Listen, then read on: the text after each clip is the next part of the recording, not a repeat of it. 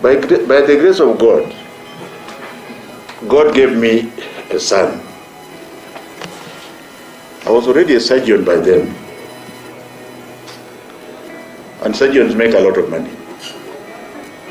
I had to make a choice.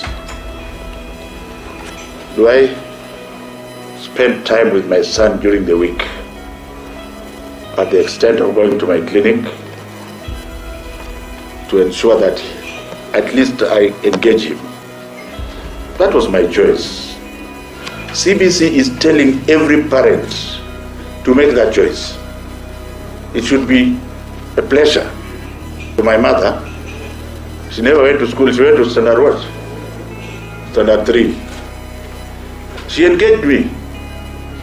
The wisdom she gave me at that time had nothing to be that you have gone to school. Every parent is intelligent.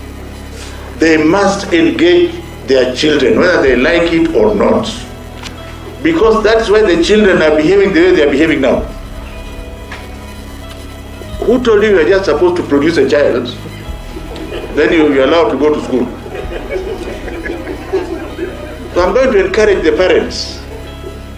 The wisdom is in the brain. It is not in the school.